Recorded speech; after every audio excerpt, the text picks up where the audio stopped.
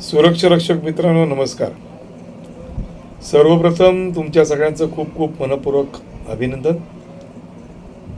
एवढं पावसाने झोडपलं असताना सुद्धा तुम्ही मोठ्या संख्येने काल बँड्रा कुर्ला कॉम्प्लेक्स येथे कामगार आयुक्त कार्यालयासमोर एकत्र आलात आणि आपल्या तीव्र भावना सुधारित वेतन व भत्तेवाढीबाबत शासनाच्या निदर्शनास आणून दिल्यात. त्याबद्दल तुमचे खरोखरच कौतुक करावं तेवढं थोडं आहे. 3 जुलैला सुद्धा आपण मोठ्या संख्येने जमला होता पाऊस असताना, आणि तिथे आपण कामगार मंत्र्यांना निवेदन देऊन त्यांच्या नजरेस ही वस्तुस्थिती आणली की सुरक्षा रक्षक मंडळाचे, खास करून मुंबई ठाणे जिल्हा सुरक्षा रक्षक मंडळ तसंच पुणे जिल्ह्याच्या सुरक्षा रक्षक मंडळाच्या अध्यक्षांकडून शासनाकडे अजून सुधारित वेतन भत्तेवाढीचे प्रस्तावच आले नाहीत आणि त्या दिरंगाई होते. आपण हस्तक्षेप करावा आणि आपण निवेदनही दिलं. आपण आंदोलन आझाद मैदानामध्ये करत असताना त्या ठिकाणी राष्ट्रवादीचे तरुण आमदार रोहितदादा पवार आले होते, अन्य काही आंदोलनाला भेट द्यायला, पाठिंबा द्यायला. त्यांनी आपल्यालाही भेट दिली, आपल्यालाही पाठिंबा दिला. तसंच महाराष्ट्राचे जे कामगार आयुक्त आहेत त्यांनाही भेटतो आणि हे प्रस्ताव लवकरात लवकर सादर करण्यास माझ्या वतीने मी त्यांना विनंती करतो किंवा सांगतो, असं त्यांनी आपल्याला सांगितलं. आणि त्या पद्धतीने ते काल आले होते. त्यांनी कामगार आयुक्तांसमोर आपलं परखड मत व्यक्त केलं आणि 8 दिवसाच्या आत हे प्रस्ताव सादर करावे असं त्यांना सांगितलं. त्यांनी 3 तारखेला ते आले, कालही आले. त्याबद्दल महाराष्ट्र सुरक्षा रक्षक आघाडीच्या वतीने त्यांचे मनपूर्वक आभार. मित्रांनो, आताच खरा कसोटीचा काळ आहे. काल दुपारी मोर्चाच्या संपूर्ण काळात मी हजर नव्हतो, कारण मला मंत्रालयामध्ये कामगार मंत्री आकाशजी पुणकर यांनी सर्व कामगार संघटना ज्या प्रमुख आहेत, केंद्र सरकारने मान्यताप्राप्त ठरवलेल्या, त्यांच्यावर चर्चा ठेवली होती. जे 4 नवीन कामगार श्रमसंहिता लागू करणार आहेत त्या संदर्भात आपलं मत काय जाणून घेण्याकरता तेव्हा मी तिथे गेलो होतो. त्यामुळे पूर्ण वेळ मी मोर्चामध्ये सामील होऊ शकलो नाही. अर्थात तिथे गेल्यामुळे मला आपले प्रश्न कामगार मंत्र्यांसमोर थेट मांडणं आणि इतर सगळे जे उच्च अधिकारी होते त्यांच्यासमोर मांडणं पण शक्य झालं. त्यांना आजचं मी सगळं सांगितलेलं आहे आणि त्या दृष्टीने पुणे आता एक ठरलेलं आहे. म्हणजे त्या 2 दिवसाच्या आंदोलनात आपण काय मिळवलं, 3 आणि 7 जुलैच्या 2 आंदोलनात, तर जी दिरंगाई चाललेली होती ती दिरंगाई आता होणार नाही याबाबतचं एक वातावरण निर्माण झालेलं आहे. ताबडतोबीने पुणे जिल्ह्याचा जो वेतनवाढीचा प्रस्ताव आहे तो येत्या 2-3 दिवसात सादर होईल आणि मुंबई ठाणे जिल्हा सुरक्षा रक्षक मंडळाला आता अध्यक्षच नाही आहे, आपल्याला कल्पना आहे. ते रिटायर्ड झालेले आहेत जुने. तर त्या दृष्टीने येत्या 2-3 दिवसात नवीन अध्यक्षाची तरी नेमणूक होईल किंवा कोणाला तरी प्रभारी म्हणून पाठवण्यात येईल आणि तो जो प्रभारी किंवा ज्याची नेमणूक झाली असेल तो प्रस्ताव ताबडतोबीने पाठवेल. ते शक्य झालं नाही तर सचिव जे आहेत त्यांच्यामार्फत कसा पाठवता येईल हेही तिथे ठरेल. आणि माझ्या दृष्टीने आणि आपल्या सगळ्यांच्या दृष्टीने एक चांगली घटना घडली आहे की त्याला आता गती आलेली आहे.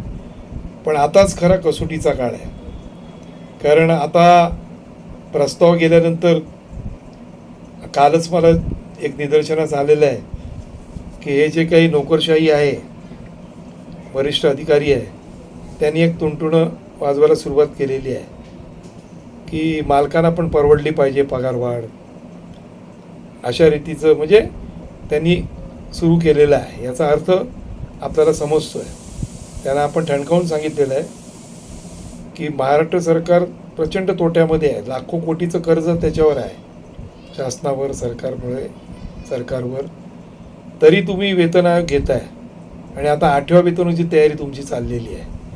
म्हणजे स्वतःची वेतनवाढ, भत्तेवाढ करायची असेल तेव्हा नफ्या तोट्याची पुटपट्ट्या लावायच्या नाही, त्याची मोजमाप करायची नाही. पण सुरक्षा रक्षकांना द्यायचं म्हटलं की लगेच नफ्या तोट्याचे पुटपट्ट्या लावायच्या. मला असं वाटतं की हे योग्य नाही. त्यांना आपण ठणकावून सांगितलेलं आहे, कारण आम्ही मुळातच किमान वेतनाच्या परिघामध्ये वेतन आणि भत्तेवाढ घेणारे आहोत.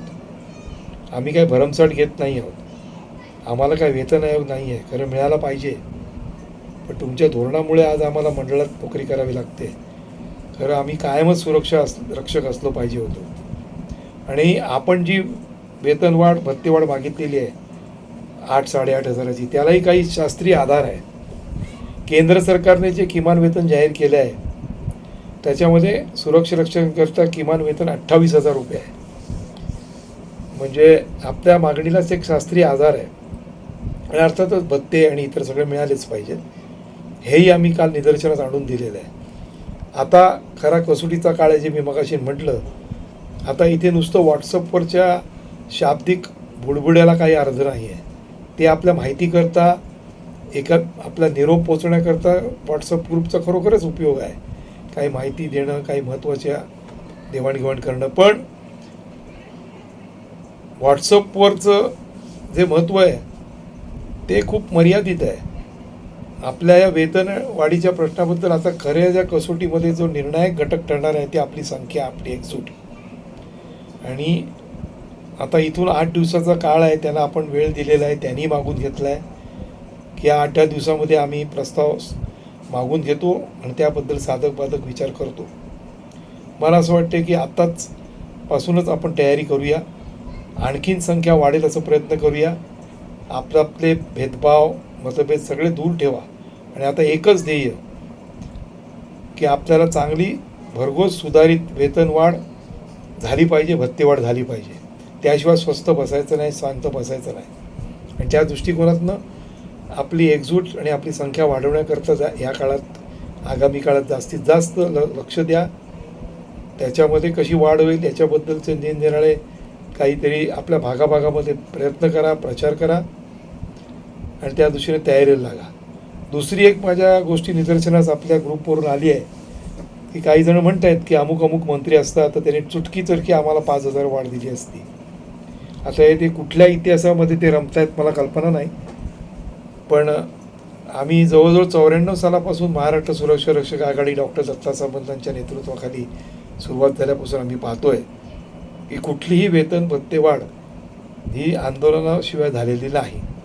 अगदी ते सांगतायत त्या मंत्र्यांनी सही करण्याकरता सुद्धा आम्हाला खूप आंदोलनं करावी लागलेली आहेत. तो अशा भ्रमात कोणी राहू नये की हा मंत्री आहे, तो आमदार आहे, तो खासदार आहे आणि तो भेटला, त्यांनी काही सांगितलं तर होईल. जे प्रत्यक्ष लढ्यामध्ये आपल्याबरोबर आहेत तेच खरे आपले साथीदार. आणि त्या दृष्टिकोनातनं आपला जास्त भर हे आपल्या एकजुटीवर, आपलं आंदोलन असलं पाहिजे. अर्थात कोणाचे काही वशिले असतील आणि कोणाचे काही ओळखी असतील त्यांनी जरूर त्या ओळखीचा वापर करावा. पण मी आम सुरक्षा रक्षणाला सांगतोय की तुम्ही मात्र इतक्या वर्षाच्या लढ्यामधून जे शिकलात ते एक भक्कम आपली शिकवणूक आहे की आपली शक्ती हीच खरी निर्णायक शक्ती आहे. आणि ती शक्ती आणखी जास्तीत जास्त मजबूत करण्याकडे पुढच्या काळामध्ये लक्ष द्या. आणि गरज पडली तर तीव्र आंदोलनाच्या तयारीत राहा. 24 तासाची हाक दिली तरी आपण रस्त्यावर हजारोच्या संख्येने उतरलं पाहिजे. ही तयारी करा. विजय आपलाच आहे, आपण जिंकणारच. आपली एकजूट भक्कम ठेवा, एवढंच सांगतो आणि तयारीला लागा. सर्वांना पुन्हा एकदा लाल सलाम. इन्कलाब जिंदाबाद.